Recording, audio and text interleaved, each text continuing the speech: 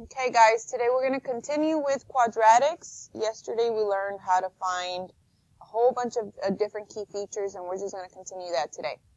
We're going to start off by taking a few notes. I'm only going to do the front page, and you are going to do the whole back page by yourself. The first thing they ask us is standard form of a quadratic equation. Write it down. This is y equals ax squared plus bx plus c. And the way that you can tell that this is a quadratic is because it has a square. Okay? The square makes it a quadratic. That's the highest degree.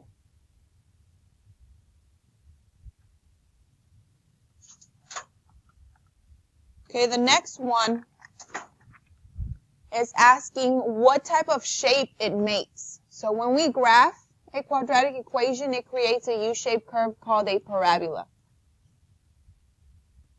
And I know that it's spelled parabola, but it's parabola. Okay, so every time I say parabola, we're talking about a quadratic. So I want you to take just a little bit of time to graph both of these in Desmos. And I want you to sketch it on this graph. Just sketch it quickly and see what it looks like. Okay, so pause the video, graph those two, and sketch the graph on this paper.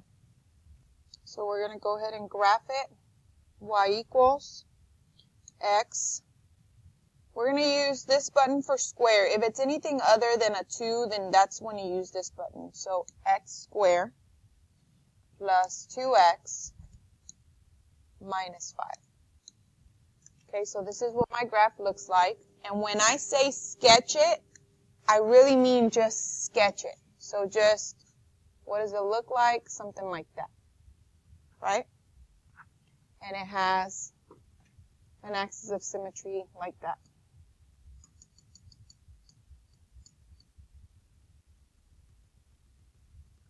Right? Okay, do the same thing for this other one. Pause the video and do that as well. So the new one is y equals negative. So I'm putting a negative in front of the x squared plus 3x plus 7. And look what it does now. Now it makes it go upside down, right? So hold on, let me see. Okay. So it looks something like this. And here's my line of symmetry. Okay? So what's the difference between both of these?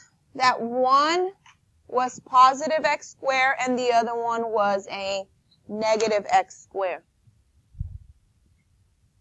So what does it do? It makes it go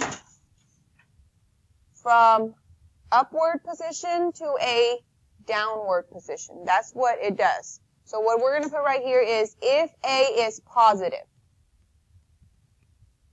Okay, like that one. There's a positive 1 right there. If it's positive, then the parabola opens upward like a smile, like a smiley face. Okay? But if the A is negative, like this one right here, that's a negative 1.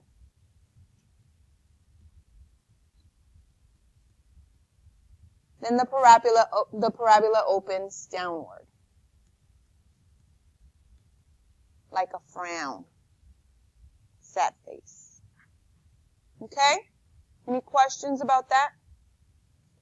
If the number in the front is positive, it opens up. If the number in the front is negative, it opens down. Positive quadratic, negative quadratic. Okay? The axis of symmetry is the vertical line. It's an imaginary vertical line.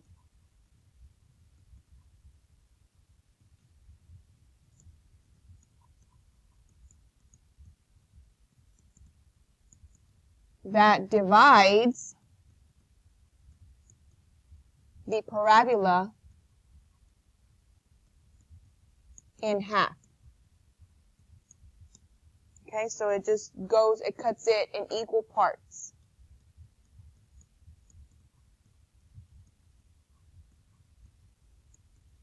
Okay, and we did that yesterday. I'm gonna write down the formula, but we're really not going to use the formula because we can just graph it and look for it. The formula for the axis of symmetry, you can get it by using the negative b divided by 2a. Okay? And then we're going to talk about the vertex. The vertex is the tip we were talking about yesterday, the tip, the highest point or the lowest point. It is the turning point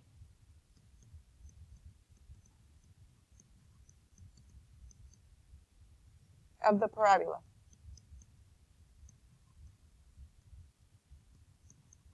It's the point right on the middle of the parabola. So if you cut it in half, it's the point that it goes through. So when the vertex is at its lowest point, we call that a minimum. Right? And when the vertex is at the highest point, what do we call that? It's a maximum. Okay, so that's all the notes that we need. I'm just going to do one example with you. Okay, and then you're going to do the back problems. So let's go ahead and graph this equation in Desmos. I want you to graph it. I want you to answer the axis of symmetry, the vertex, and then we're going to sketch the graph over here. Okay, so pause the video, go ahead and do all of this, and then we're going to do it together. Okay, so let's erase that one. My new equation is y equals x squared plus 8x plus 15. So here's my graph. Remember, you can point to the vertex and it gives you the number. It also gives you the axis of symmetry because remember I told you that the x on the vertex is your axis of symmetry. So the axis of symmetry is going to be at x equals -4 because that's where my line goes to. But I can also draw it for you real quick. So here's the vertex, right? This is my axis of symmetry because it goes through the x at -4. So it's x equals -4. So that's what we're going to draw over here. We're going to sketch it. So here's my sketch. And then you sketch the axis of symmetry.